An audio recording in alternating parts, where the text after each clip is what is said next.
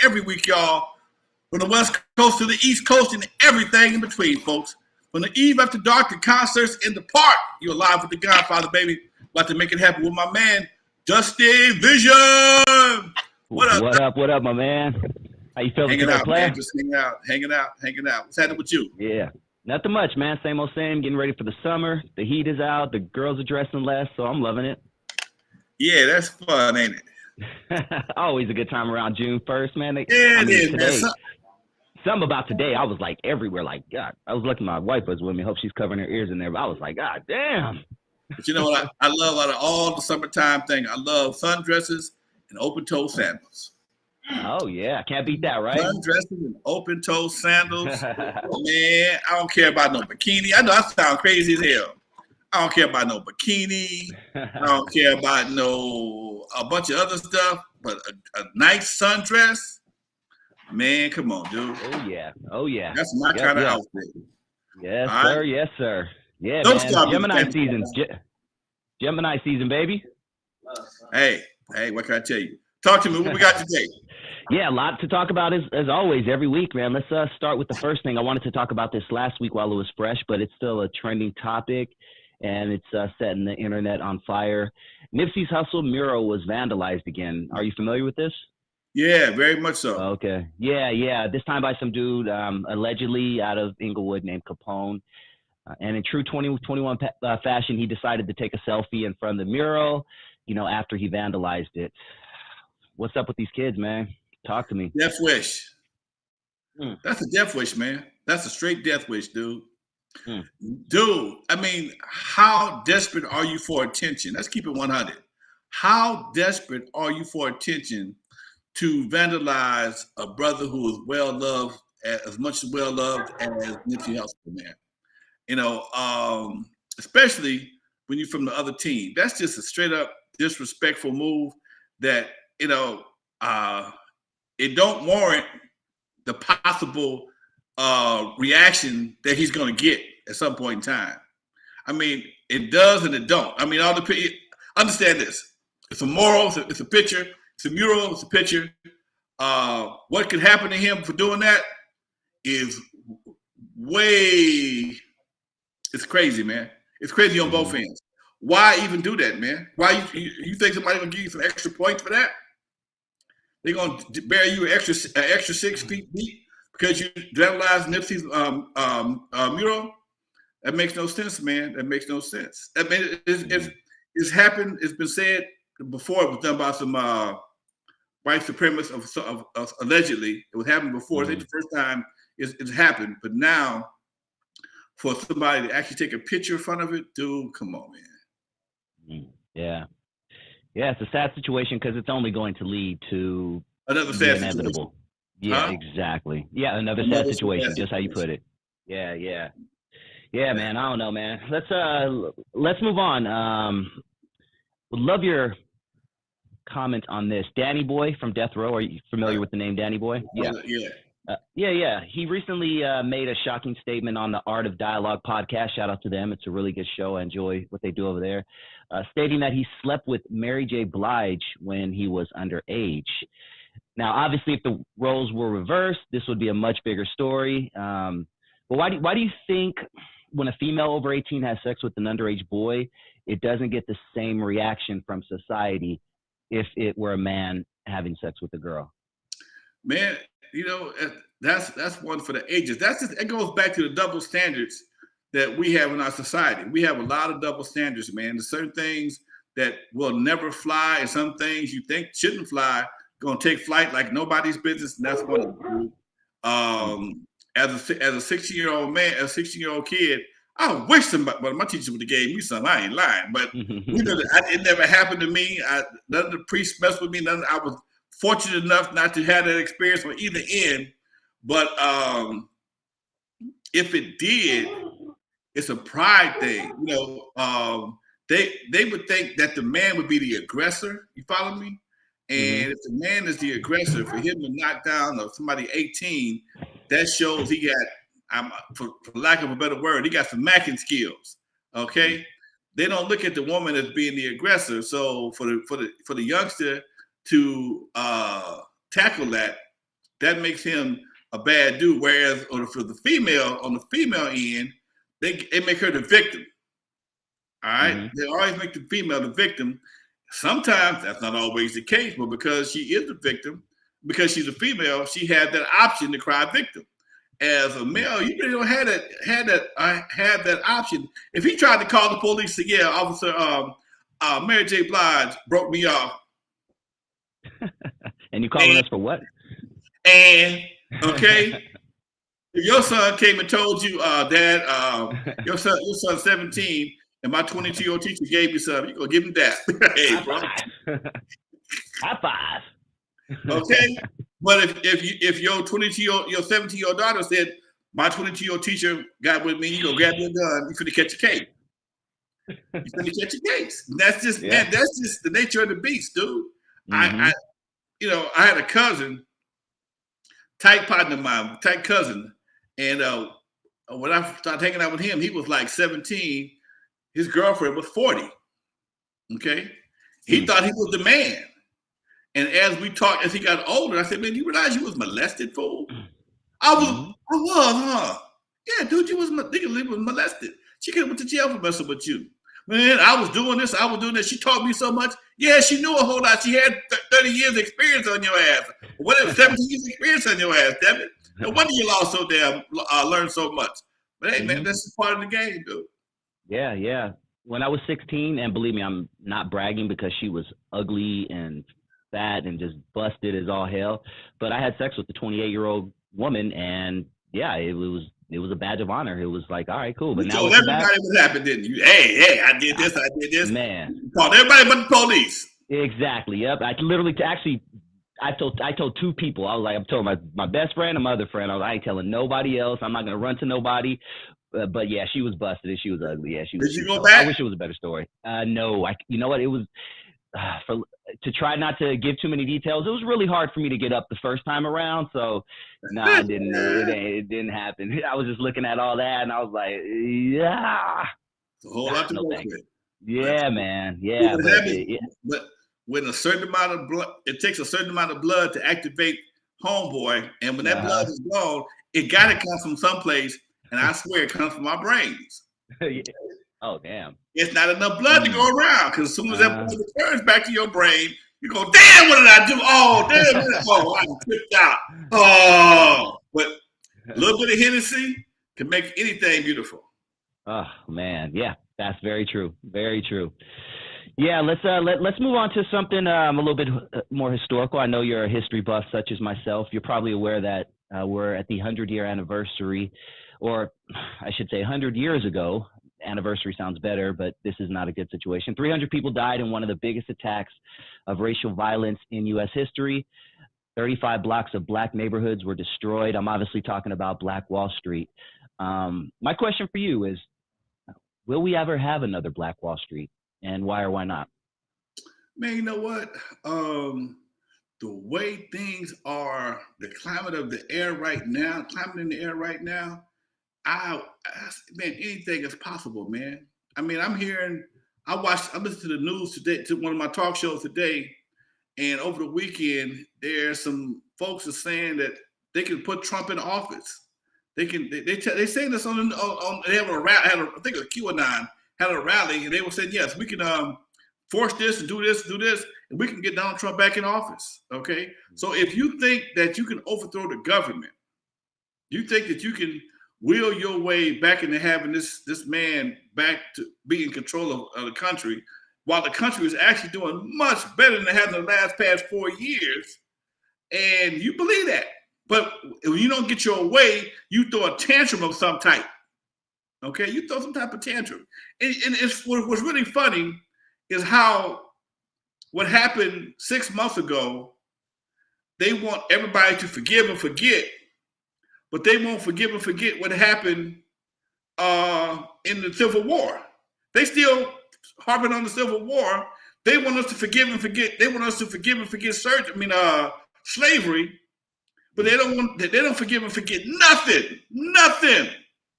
So with the climate in the air that we have right now, man, anything is possible. I hope not. I pray not.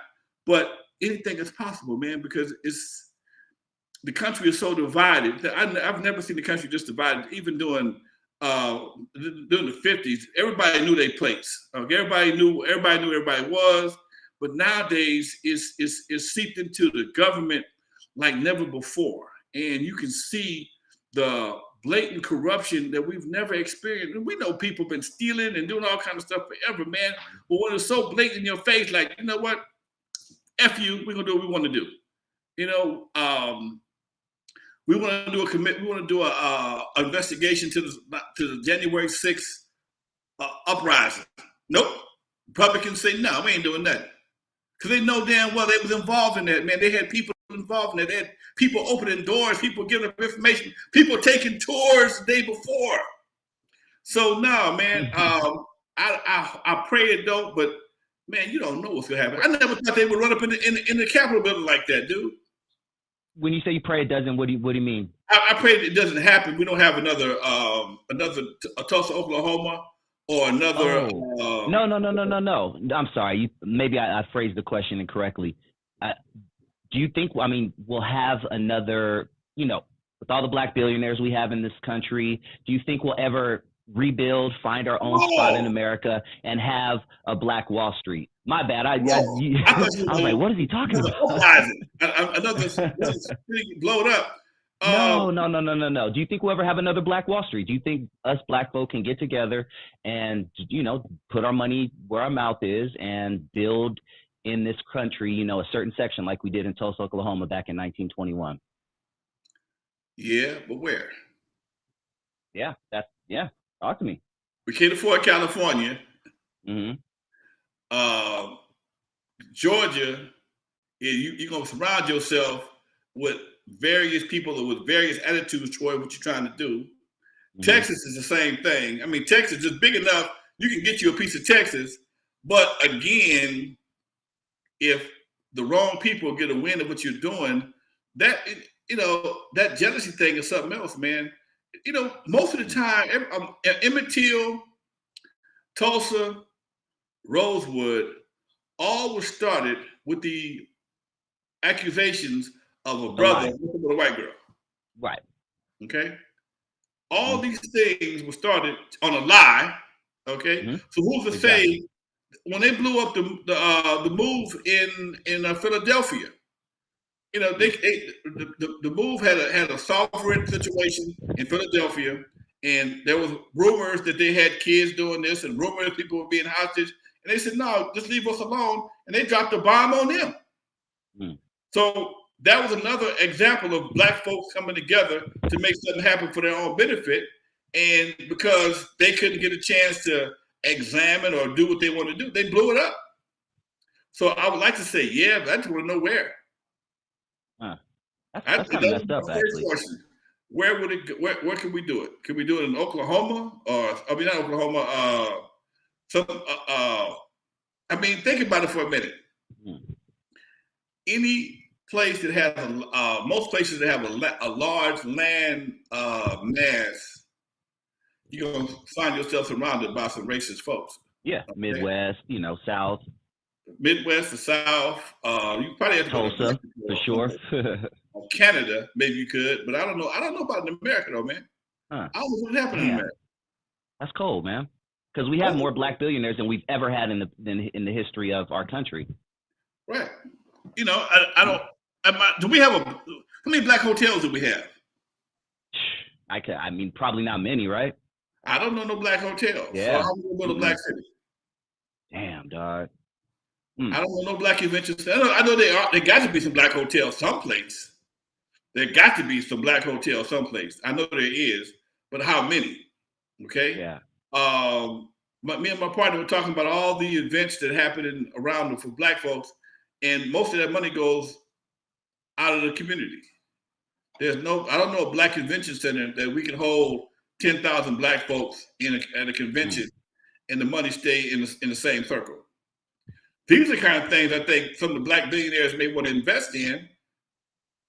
A convention center of some type. We can have events that we can control, that we know how to deal with. But then we got to change our attitude. See, a lot of Speak on it. You're gonna give me some preaching, man.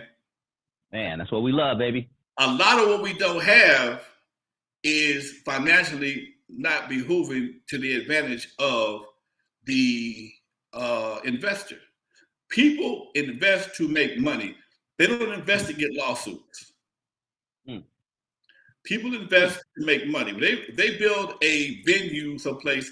They don't need lawsuits to hamper them. Because one thing about any business you have, there's always that quiet, secret hand that keeps people from doing certain things or make the cost go up significantly, and that's insurance. Mm-hmm. Mm-hmm. That's a quiet hand. That's a quiet hand that's up the skirt of every business. Every business has to have it. Every homeowner has to have it. Every driver has to have it. So if you're trying to build something of that quality for Black folks, you have to put it in an area where the mindset of the people will support it and won't destroy it.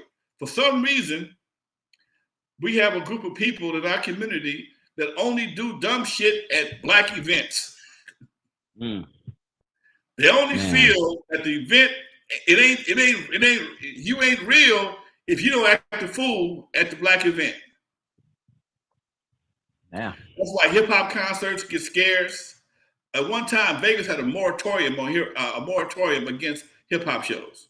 What? I never knew that. A moratorium against hip hop shows. Wow.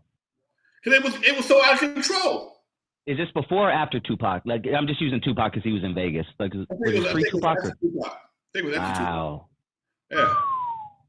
I went to Vegas a couple times to possibly do some shows, and they'll let people like Usher, somebody like that in there. But for a while, a lot of shows got shut down. You know, no, we ain't doing that over here. Even in Hollywood, man, the House of Blues in Hollywood. Mm-hmm. A lot of the problems it had was behind hip hop shows. Mm-hmm. They wouldn't be at the. Sometimes they'd be at the venue, but most of the time it'd be going up and down Sunset. Mm-hmm. If you have a hip hop show at the House of Blues, and there's a shooting between House of Blues and the 101 freeway, the House of Blues gonna get blamed for it. Wow. Now I remember for a while they were on thin ice, and at some point in time, you know what? We're not doing this no more. Mm-hmm. They're not doing it no more. Ah. So it just makes it real difficult. And this is why it's difficult to have certain things in our own community. It's not because people don't want to do it. It's just that if I'm gonna spend my money on something, I can't let one or two knuckleheads make it a hellhole. You know, people will go to the Black venue to rob people. I know Cash used to go to Uncle Jam's Army dances just to rob people in the parking lot. Or jack people in the parking lot. So if you got this kind of culture that's basically like a pariah in the community, man, the community can't grow until we get rid of certain elements. The certain elements get neutralized. You never get rid of them. You got to just neutralize. That's all. You got to neutralize in some way, form, or fashion. Have some no-fly zones. I mean, no bang zones or something. Because who the hell gonna do something if you got to worry about certain sets coming in, turning the party out? Nobody wants to go to a concert anywhere they think they're going to jump on. That's why jazz festivals do so well. Mm-hmm. Bob Marley festival, the reggae festivals do well. Do well, okay? Mm-hmm. But at one point in time, I think I said this before, I'm going to say it again. A lot of your jazz festivals, because every city has a jazz festival. I've been monitoring this for years. Every city has a jazz festival. And a lot of times, the city, they will book the jazz festival, they have R&B acts or a couple of hip-hop acts on the show, okay? And that was before the insurance companies started monitoring the websites. Now, you could Google anybody. Mm-hmm. So when you go to get your insurance, and they say, who's your acts? You tell them, I got Boney James, I got so-and-so. Kill a nigga, yeah. I got kill nigga kill, okay? Mm-hmm. Who the hell is kill? Oh, hell no. Mm-hmm. So now, if you see a jazz festival, most of the jazz festivals are jazz festivals. Maybe some R&B, but nothing else. Because, you know, even for me, as a club owner, I was able to get away with a lot of stuff until I realized the insurance companies monitor my YouTube channel, my Facebook page. So when I was doing certain things, not advertising on Facebook, Oh, you do a bottle service. Oh, you do male exotic. You do female exotic. Your insurance when they go through the roof. Oh, didn't know until it was too late. Wow, man. And it goes. And here's something I got to say this. I watched it in the news this morning. It's a big thing now about the Crenshaw Mall. Okay. They want to sell the Crenshaw Mall again. They probably want to tear it down. I don't know. I don't know what the plans are, but with the train coming through Crenshaw, the mall has a lot more value. Okay, the Merck Park has a lot more value. I'm gonna say something I might get canceled by the black folks, but you got to understand this. If you are a landlord, it's like playing Monopoly. You put your money on a certain piece of property for the value to go up. So at some point in time, when the value does go up, you can sell it, make more money. This is the capitalists. They don't care about your culture. You built your culture on sand. You didn't build it on a concrete foundation. Okay, even if you were the owner, if the owner was black, if he was a true capitalist, somebody offered him enough money for the property, he may say, you know what, culture or not, gotta go. Okay, and that's the reality of business. They don't care about the fact that it's a black hub for business. I go down there all the time. I hang out down there, but they don't care about that. That's not their interest. The bank account does not increase based on the amount of black folks that patronize the businesses on the Merck Park. When the mall was at its peak, most folks were still going to Fox Hills. When the mall was at its peak, most folks were going to Fox Hills. Yep. A lot of stuff was happening in the theaters. The theaters couldn't be trusted. You know what was happening in the theaters. Once the lights went off, you didn't know what was happening. Yep. You don't know what hood gonna be in the mall. Koreans will put up with that. The swap meets put up with that. The mall can't do that. You can't have Macy's and Sears and Walmart ain't putting up with the same thing that Mr. Chuden was putting up with at the swap meet. But you got the same swap meet attitude going to the mall. That ain't gonna work. Yep.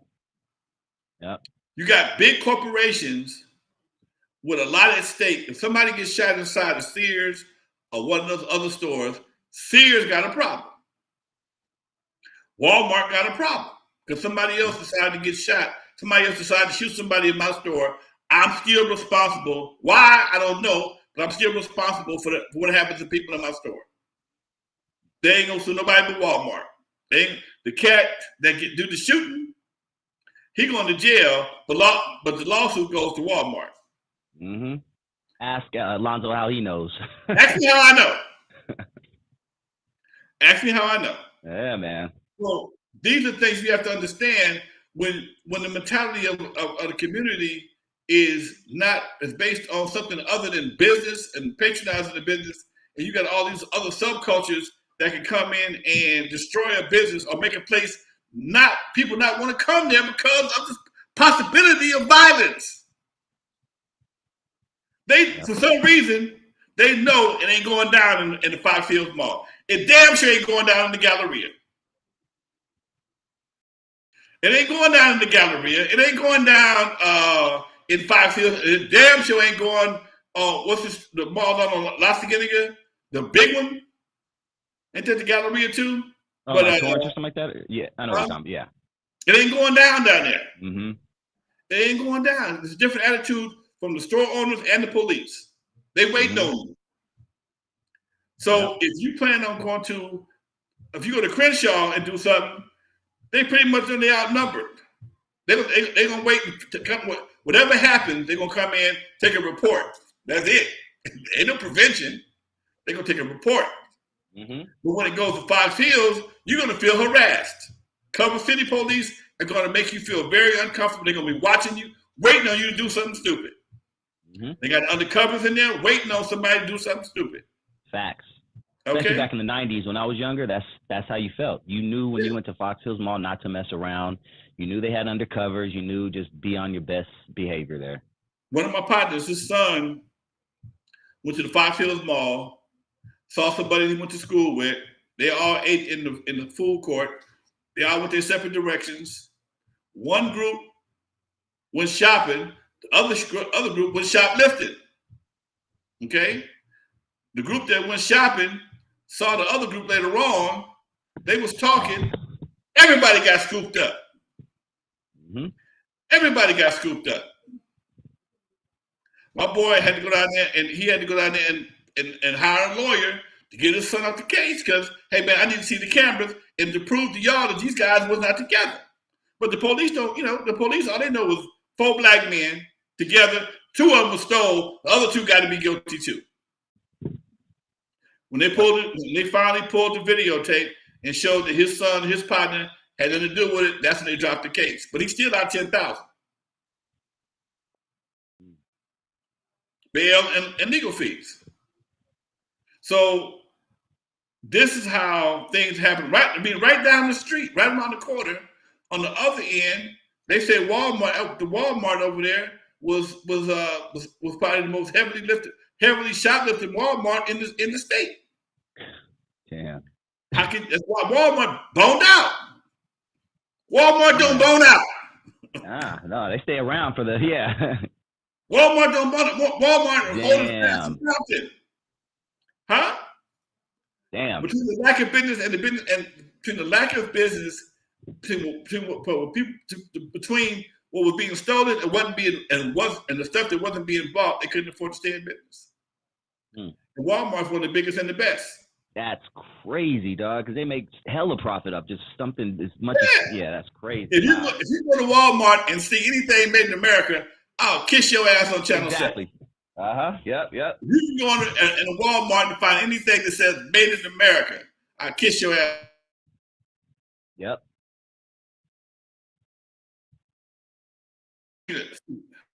Yeah. Right here on my channel, I got my audio book. Finally got it printed up. I got a limited amount of copies. I got my book. I got the comic book. It's my birthday. I got my birthday, June 16th. It's a Wednesday. Yeah. So we'll be on Tuesday. I'll be back on Thursday. But on Wednesday, we're doing a special show. I'm doing a live book signing. I'm signing the audio book, signing the comic book, and also my paperback. And if you want all 3, I'm going to come up with a hell of a price for all 3. You just want 1 or 2, well, I'm going to show you love on that too. But it's going down June 16th, 6 o'clock, like we always start. We might go a little bit later, give a few folks a chance to come in. I got Zelle, Cash App. You see my Cash App down here. The audio book is kind of dope, folks. Nobody ever did this before. At least I haven't heard it before. And I'm getting a lot of favorable reviews on it because I'm an audiobook fan, but I just can't sit there listen to somebody talk without having something in the background. So I put my audiobook to music. You can't buy it on Amazon. You can't buy it on Audible. You only can get it from me. It's a special edition, limited edition audiobook set to music. N.W.A. story with Lonzo, and on the back of it, I can sign the back of it, and I got the audiobook, the comic book, and the paperback. All be available on June the 16th. On my birthday, me and Tupac's birthday, folks. So show some love, save your money up, get your Zelle, get your Cash App, and that's all I got right now. But yeah, let's make this happen, folks. I appreciate it. Part of the proceeds go to my nonprofit, the Lyrical Revolution, which is supporting hood peace, folks. So I appreciate it. Yeah, I'll be there as well. I really look forward to that. And if I can encourage everybody out there to really, support the channel, support Lonzo, support his movement. He drops so much game. He's been dropping so much game for you guys in the past 2 years, the content. And he rarely asks for much, but this right here, if you guys can really come in full force and just really support this, and you're getting something really entertaining. You know how Lonzo is right here on the channel. Now just imagine him telling his stories to a background with music. Yeah, no, in the studio, I hear him. I don't want to be in the feed of it. I don't want Facebook to cut us off. Oh yeah, we didn't hear anything. I can't hear it on my end, so we're good. We're good. I am half deaf, but yeah, please everybody come in droves. June 16th, support this. Zelle, Cash App, all of the above. We would definitely really appreciate that. Looking forward to it, man. Birthday party. You in LA? Birthday party's going down June the 19th. Me, Richie Rich, Arabian Prince, Paul Richards from Snowfall. He's the music director for Snowfall. And my whole boy Kevin Nash all getting together, throwing a big birthday party June 19th at the French Quarters in Bellflower, California. If you're in LA or the surrounding areas, it's going down, folks. I'm going to be spinning. I got Kevin Arabian going to spin. I'm going to spin. My boy Carlos going to spin. It's going down, folks, June 19th at the French Quarters in Bellflower. So, yeah, it's going to be a Gemini. It's a Gemini throwdown, folks. Mm-hmm. And all good folks. This is going to be a grown-up event, and Bellflower is really coming up, and they're really that whole strip right there is looking nice. So I encourage everybody out there, if you're in LA, come check it out. There will be no set tripping. Nobody's going to be there tripping. Everybody there is probably going to be 40 and above. You know what I'm saying? Everybody got an ARP card. Hang out with me. Everybody got an ARP card. Yeah. So yeah, folks, it's gonna be real smooth. It's one event you can bring your girl to. Okay. Yeah. Exactly. Not your mistress, your girl. Close the bathroom window then. Yeah, bring your girl. You can bring your hard shoes if you want to. If that's how you get out, that's how you get out. There it is, baby. All right. Well, let's move on. Let's move on, man. Probably the biggest story in the past, couple of days, in my personal opinion. 20 plus people shot, 2 killed at a rap concert in Miami. Did you hear about this? That just proves my point we were talking about earlier. There it is. And that's why I brought it up. We had to elaborate. Yep. Dude, this is the problem why things are so limited in the community, man. Even when you get a venue, somebody got to kill somebody, man. It's like I don't understand why it's so important that we have to go to a venue and bring a gun. First of all, this is my philosophy. If I got to bring my gun, I ain't going. Facts. If my gun got to go, I ain't going. But most youngsters don't see that. They feel that they got, I don't know what it is. You in the lifestyle that you have to carry your gun with you.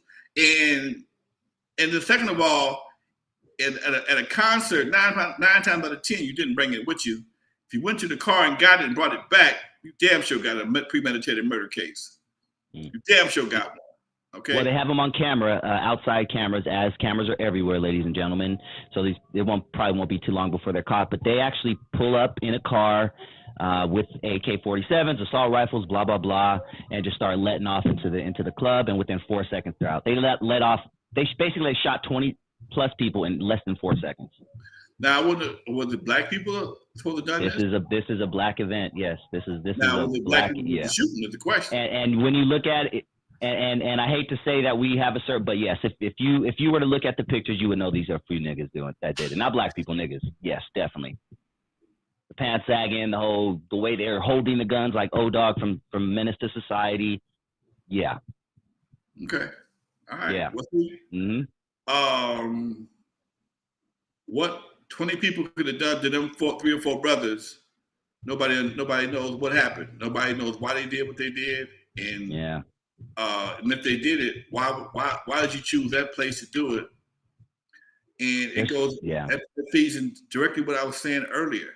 When you have situations like that venue, that's a lot of how many people died? 2 died, 20 plus were hit. So about 25 people in total were hit, 2 perished. All right, so you got 2 wrongful deaths. You got 2 wrongful death cases. You got 18 personal injury cases, and depending on how bad they are, somebody's out of business. Damn, dog, out of business. God, somebody's out of business, dude. And if they not out of business, the business plan, the business model is going to change so much. One, probably will be the more hip hop shows, or 2, they're going to add so much security that when you do the venue again, the price is going to be so high for tickets because you have a small army out there to prevent that from happening again. So all these things are probable situations that can happen as a result of what you just got to talking about. Damn, dude. Yeah. It's a cold situation, man. I don't know if you're familiar with, but Florida, specifically Southern Florida, is really just when it comes to the hip hop and the drill music, it's leaking out into the streets, and crews are beefing and they're writing songs about it.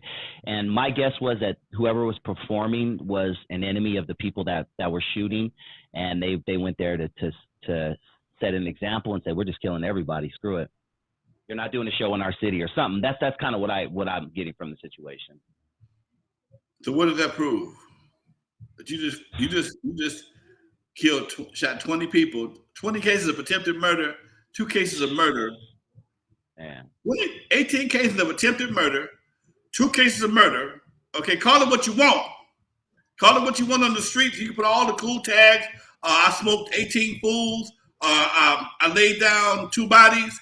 But when you get caught and go to court, it's 2 cases of murder, 18 cases of attempted murder, and God knows what else they're gonna throw at you. You're done. You're done. You're done. Thanksgiving, you're done like a turkey. Man. And what did you prove? What did you prove? Nothing. Somebody probably know who you are. Somebody probably got a license plate number. You got cameras everywhere. And these guys don't forget, there's cameras at the venue, there's cameras at the stoplight, there's cameras at the 7-Eleven, cameras at the ATM, there's cameras everywhere, okay? So once they get an idea which way you go, all they gotta do is start get a description of the car and start following the car. I think that's what happened when they broke into Chris Brown's house. Somebody got him on the Ring camera, and they just kept following the car till they got a good shot. They kept getting shots of the car till they got a good shot of the license plate. Damn. Guys that broke into Chris Brown's house, that's how they got there. Damn, easy. Just pieced it together like a little puzzle. Okay, I mean, when something happened to the club one time, first thing the cops will do is they want to see your video camera. It happened to me all the time. Somebody got shot at the gas station. We think they came through the alley. We notice you have cameras. Can we see videotape? Sure. Okay. Why not? You damn near better. Okay. I've used those cameras as a way to avoid situations. Say, look, fool, see that camera right there? It's on, and I ain't got the key to cut it off. You need to go home. Oh, right. Good looking out, homie. Okay. I even had a couple of dummy cameras just for that same. I'm not lying. I had a couple of dummy cameras just for that same reason. That camera, because it put a battery in it, light comes on. See, your camera is on, fool. I ain't got the key to it. That's the owner's situation. Keep an eye on me and your ass. So I can't help you. Okay? I can't help you. All right? So you might want to rethink what you're about to do. Damn. Right. You're gonna play yourself, Doc. Oh man. Yeah, just more of us going to jail, man. But nobody. This is the part, and this is the part that I sound like a white man to some people. What makes you do some shit like that? What makes that cool? What makes you? That's why I asked you, would you shoot out some black folks? Because we don't normally. What we do shit like that. I'm sorry, but yeah, it's just, man. There's no logic. I mean, when you get caught and you have to explain to the arresting officer or the DA what the reason was that you did that. Man, guys are going to the penitentiary for life because somebody called him a bitch ass nigga or a stupid motherfucker. Man, he called me on my shoe. Something. This generation is the most disrespectful generation of all time, but they always want a bunch of respect. The most disrespectful. They do disrespectful shit for no reason. Nipsey Hussle situation is no reason for you to do that. That's a disrespectful move with no justification whatsoever. Take a picture. That's like a homeboy was the guy that was going through hoods right now. Lock boy, yeah. You see what happened to him? Killed in Lakewood. Okay. Cool ass Lakewood. Mm-hmm. Cool ass Lakewood. Huh? Mayberry. Mayberry, thank you. So, do you have a death wish? Because that should have been an example for anybody that was dissing on that kind of level. Okay? You diss on certain kind of levels, this was what's going to happen. Okay? And that's what happened. He caught a few hot ones. He's still the biggest, the boldest cat around, but he's still a dead one too. And that's the part I'll never understand. Yeah. Oh man. That room was pretty busy, man.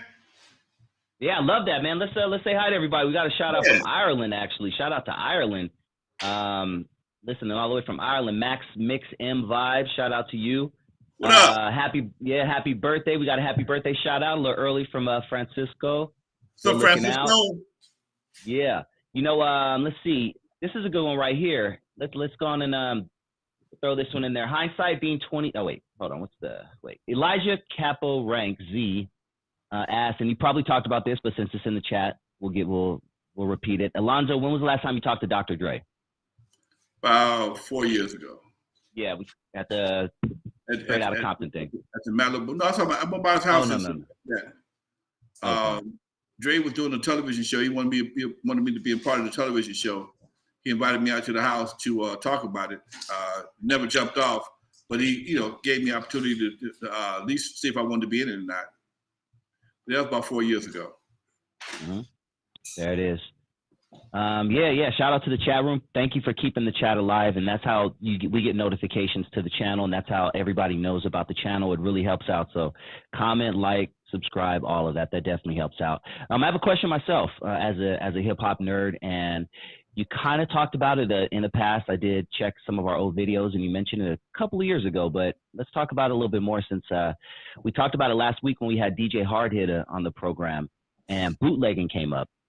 I can understand bootlegging and, 2000 and above because I was kind of part of that with the Napster and the this and the that, the fake CDs. But explain the process of bootlegging back, when you were coming up.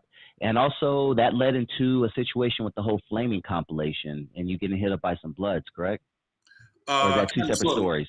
The bootleg thing came in unknown. Had found some records at this record store up in Hollywood that mixed up all these records together out of New York. And for the most part, they was good. But then at some point in time, they started doing music that wasn't appealing to the clientele of Viva After Dark.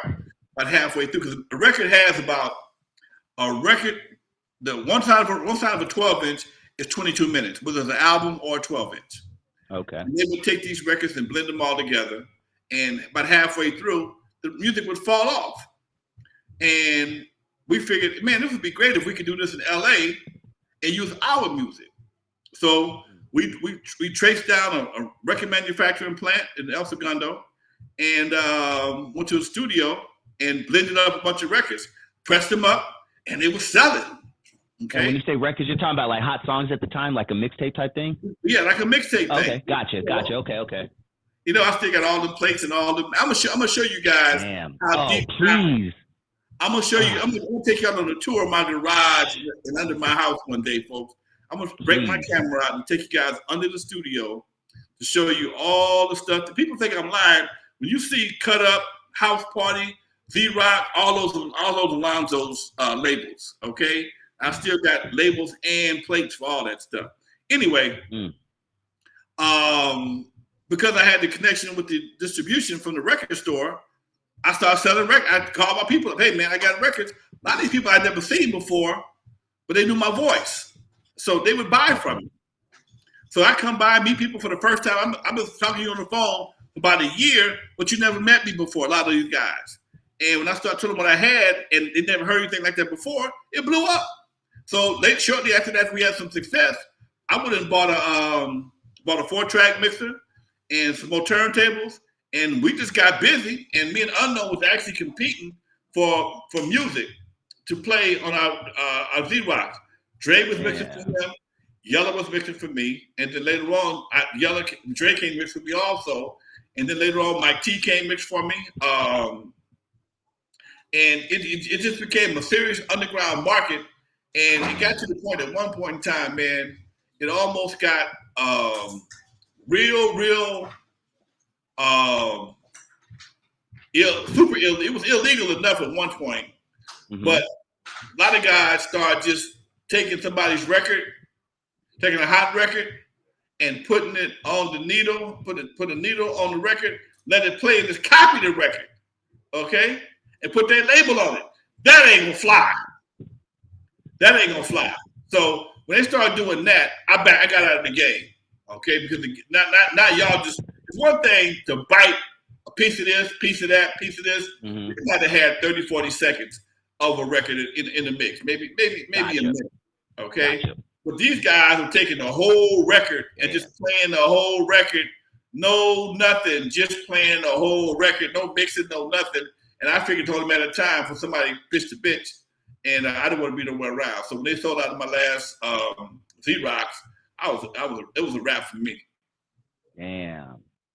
Was buying bootleg, 8 tracks, bootleg records, was that a thing? I know it was an underground thing, but was it as easy as it is today? Like, how did one go about even finding one of your records? Would a swap meet sell them, or would you sell them? If you lived in Los Angeles County, you could get my records. Understand, one of my last jobs was working for this distribution company. California, Nevada, Washington State, and Arizona was all my territories. So I knew people in different areas. So once they got wind of what I was doing, they'd call me up and I'd box them up and ship them. Go to UPS. I'd go to UPS with a box of records, and then I'd go to UPS with a truckload of records. And a couple of days later, I was getting checks in the mail. Wow. When they touched down, they would send me a check in the mail. Then I had my boy Cletus. Cletus got so tight because Cletus knew a bunch of people I didn't know. He knew cats in Tennessee and Mississippi, and that was some hot shit back then. So I'm going to Cletus' store. I'm dropping off 2,000 or 3,000. He gives me a stack of money about this big on a Friday. I'm happy as hell. Steve Yano come by now. I used to have special orders just for Cletus and Steve Yano. Not to mention other stores I had. Just those two would buy. I had 3 people I worked with. Cletus, Steve Yano, and JDC. JDC is the only one still in business. And that's what I did during the week before the club opened up. We would make mixes, and then we started doing the K-Day mixes, and then the K-Day mixes, I take those are 15 minutes. I take them, they did them every day. I take them, throw them on the back of a record, and double-sided. Hey, man. I love this. Hey. Damn. Wow. When you've been blessed with the hustler gene, you'll figure out ways to make things happen. Yeah, and ladies and gentlemen, this is in 2015. This is 1980, whatever. Like, it probably wasn't easy to do this. Damn, dog. Wow. It was very expensive. It was very expensive. It was a lot more expensive than it is right now. I mean, it's funny because I was thinking the other day, I said, I made more records in the 80s than I did. I got the studio. And it takes nothing to make a record. I just haven't made one. I mean, I made my book, but I bought Ableton. I got an engineer looking at me right now. And to make music would not be that difficult for me because I got my own studio. And the process is so much easier and cheap as hell. But I just, I don't know. I may have to do something just for the hell of it. I would love to hear that, and I would love to help out with that. I'm a clown. See, my problem is I got a sense of humor, and I like making humorous shit. I ain't gonna kill nobody. I'm gonna talk about his mama. I'm a humorous type of cat when I do my music, and either I'm gonna get laid or I'm gonna have some fun. Okay, that's what or I'm gonna drop some game on your ass. 1 of the 2. Those are my personal things. So if I do something, that's what you're gonna get. Either you're gonna have a good time, you're gonna get a good lesson, or you're gonna get some good beat. Yeah. And now talk to us about that Flaming compilation before we wrap it up for the day. Wasn't there a situation where you got into it with some people behind this whole Flaming compilation? That Flaming compilation, man, was a mess. It was a total mess, dude. Explain what it was to everybody before you jump into it. Huh? Explain to everybody the concept. It was all Bloods, right? It was all Bloods. I know a lot of Bloods. I know Crips too, but I know a lot of Bloods. And they said, "Hey, Lonzo, we've been in the studio. We got these tracks. Would you put it out for us?"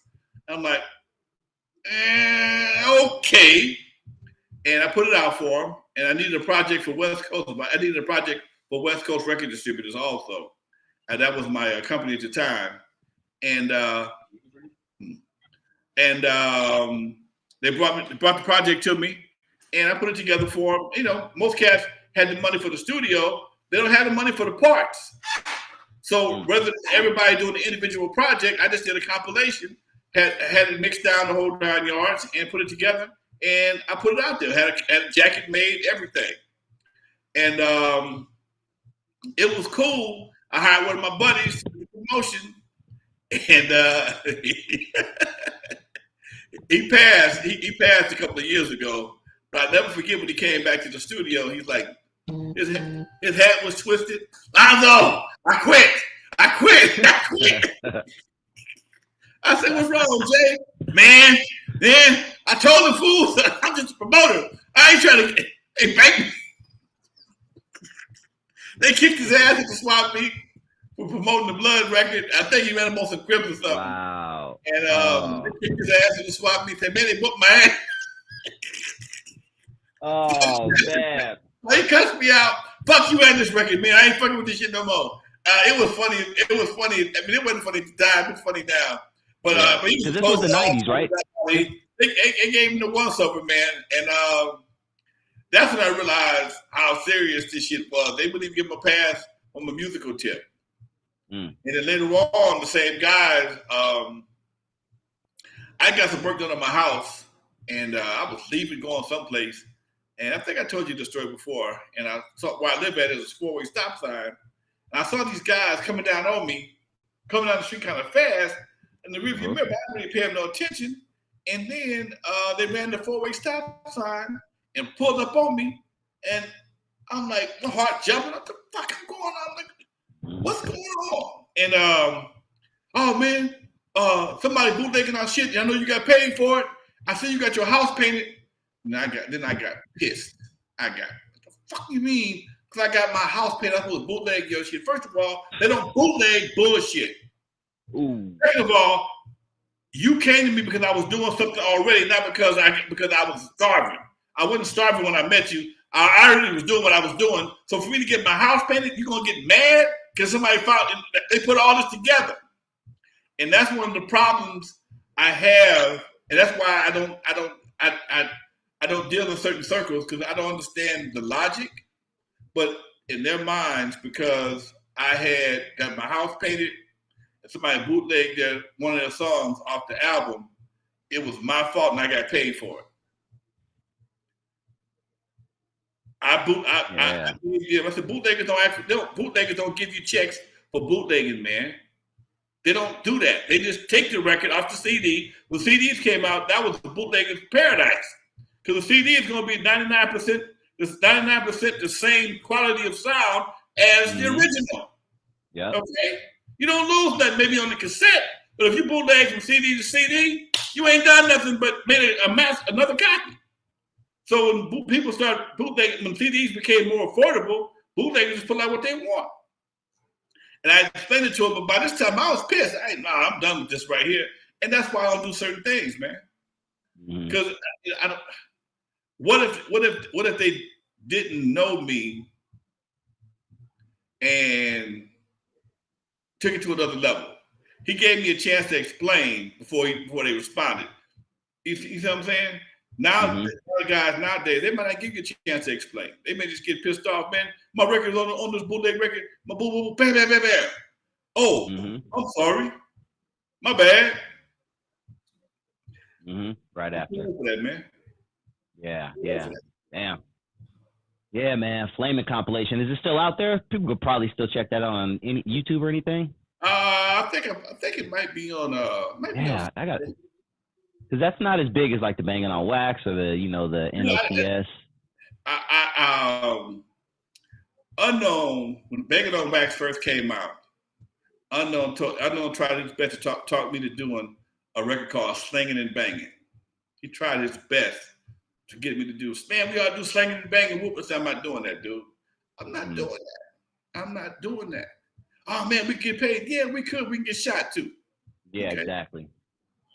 And Mike Frankie, the engineer for Banging on Wax, him and Cluso, rest his soul, did a show last year and talked about the Banging on Wax curse. And they talked about the Banging on Wax curse, man. And he says, Cluso, good brother, he just said, man, after we did it, it didn't feel right. Okay? And shortly after he did my show, he got killed. Mike Frankie is still with us. He's still cool. But he said, he really regrets doing it because he said after that, like the streets lit up. Because, that was like one of the first real gangbanger records. Soundtracks to the streets. Okay? Mm-hmm. And the whole record, even making the record, was always a pain in the ass because you got different guys from different sets. You're trying to get them to forego their sets to do some recording. And some cats, they don't understand all that. Their understanding ain't that strong where I can let go of my hood and go get this money. And that ain't for me at all. Yeah. I'm chasing dollars. I ain't chasing nothing else. Mm-hmm. Nothing else. Facts. Yeah, man. And sadly, some people chase the dollar and lead. I ain't gonna chase all of them. Mm-hmm. I'm only gonna chase the ones I want. That's right. All money ain't good money, like you always say, man. All money ain't good money. Until we understand that as a people, we gonna always have the same problems. We can't do what everybody else does to get money, man. Mm-hmm. I was watching my boy Crank Lucas. I love Crank Lucas. Crank Lucas is the smartest rapper, non-rapper I've ever met. Are you hip to Crank Lucas? I don't think I am actually. Craig Lucas? Crank Lucas is on YouTube. He's a rapper. He does some of the coldest skits. He's a very talented rapper.